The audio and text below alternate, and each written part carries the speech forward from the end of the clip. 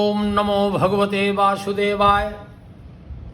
आज मैं आपको कर्ण और कृष्ण के संदर्भ में कुछ बताना चाहता हूं। जब कर्ण और कृष्ण की मुलाकात होती है, बात तब उठती है, बात तब बिखरती है जब कर्ण आंखों में अश्रुधाराओं को समेटे हुए कृष्ण से कहता है कि माधव, मैं पूरे जीवन भर अपमान को झेलता रहा।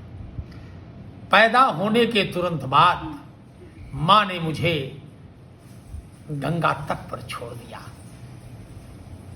और मैं द्रौपदी के स्वयंवर से भगाया गया।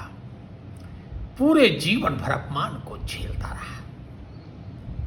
भगवान कृष्ण ने कहा कि कर्ण, बात इस बात का नहीं है कि आपने अपमान का कितना प्रतिकार किया, बात इस बात की है कि आपने अपमान कितना सहन किया।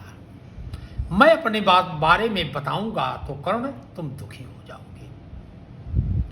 मैं जब उत्पन्न हुआ तो मुझे मथुरा से गोकुल छोड़ दिया गया और मैं गोकुल में नंद और यशोदा के यहां अपने जीवन को व्यतीत किया। मैं ग्वाले के रूप में गाय को चराता रहा, गोबर को उठाता रहा और तमाम कार्यों को मैं करता रहा। कर्ण, अगर मेरे पूरे जीवन वृत्तांत और इतिहास को तुम सुनोगे तो दुखी हो जाओगे। कर्ण, अपमान सहन करना भी धर्म है और जो प्राणी अपमान को सहन करके अपने पुरुषार्थ को प्रज्वलित करता है वही जीवन में कुछ कर पाता है। कर्ण कुछ कर पाता है।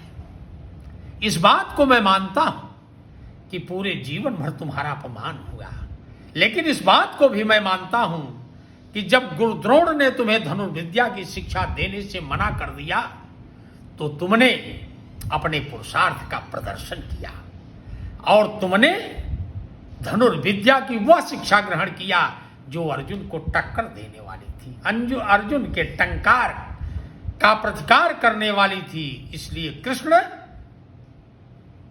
मैं आपसे कहता हूं कि मैंने जो अपमान सहा उस अपमान को मैं झेलता रहा, लेकिन अब मैं चाहता हूं कि मेरा जो शेष जीवन बचा है वो अपमान को न झेले। जय श्री कृष्ण।